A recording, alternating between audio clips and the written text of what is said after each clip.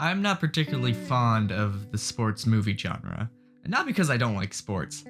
I fucking love sports.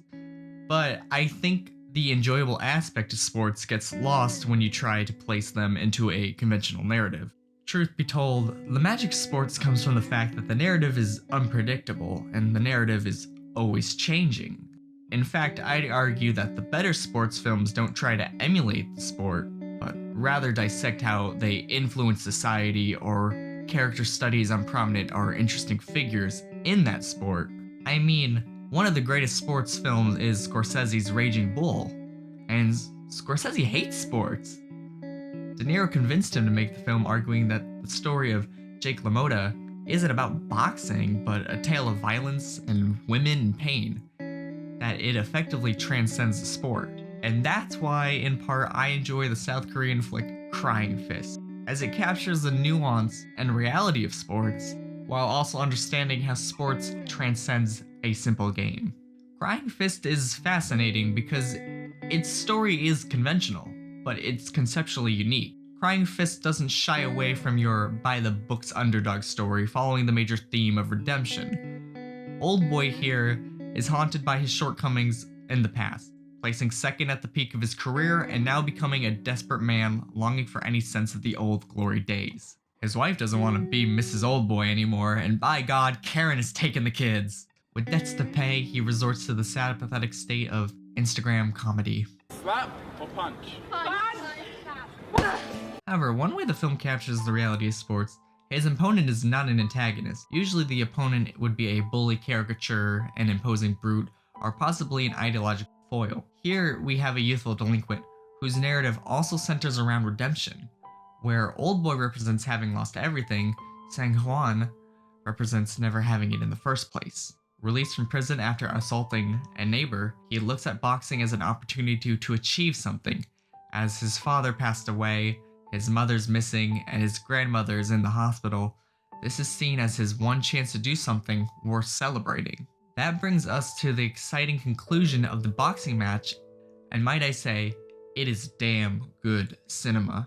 The worst aspects of sports movie genre is that most of the time, sports action feels artificial. It comes across as either staged or overproduced. This feels like a boxing match, and a lot of the credit goes to the camera work and the choreography. Camera work throughout the film is always following the action with either these trucks or dolly shots that just go on for quite a while. Whether it's panning or handheld, it always grounds you in the action, and it almost feels like it's ahead of its time. In some ways, the cinematography captures a bit of the gritty in-the-action look of like Catherine Bigelow films, and some of the more cinematic looks even feel reminiscent of Birdman in a way.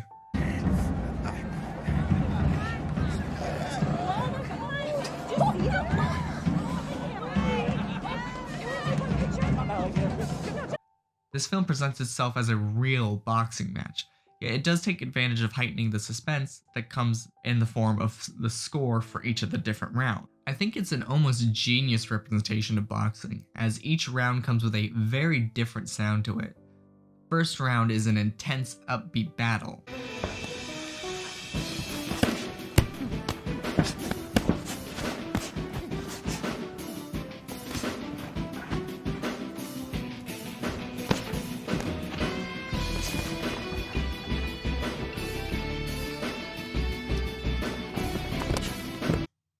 As fatigue sets in, the battle begins to lull to match the action.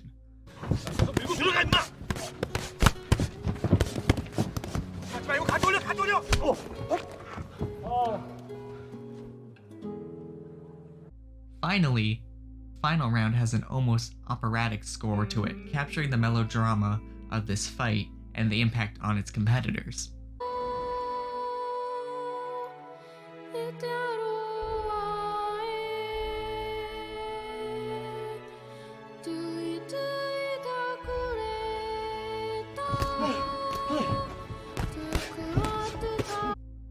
But I think what truly inspires me about this film is its ending. They really drum up the narrative of it being a real shame that someone has to lose. And that's the way all sports go. I think sports need to feel human to be satisfactory. It's the reason why they're so rewarding when champions triumph, and so upsetting to see the mighty fall. At the end of the day, both competitors are human, and both have to go home and live with the results. However, I'd argue that redemption isn't the main theme of Crying Fist. It's certainly what motivates both fighters, but is far from the message of the film. In the end, Crying Fist is a love letter to sports, and understands them as a unique experience of sharing pain. I mean, the strange service that Old Boy offers demonstrates how universal pain is, by his first customer being this frail and emotional woman. Further, we see all types of people perform almost this ritual of catharsis, putting on the gloves and attempting to feel better. By sharing their pain, as the leisure, the adrenaline, and the joyous sports brought some sense of healing. That's why the most captivating shot is its final freeze frame, on both competitors smiling. Sure, Old Boy lost by split decision, but he's brought closer to his son who mourns his valiant effort. Seung-wan, celebrating with his grandmother, further proves how sports brings unity. Sports often go beyond the results, but the impact and effect it can have on people. This movie is a well-done love letter to sports, and more so the effect it can have on people.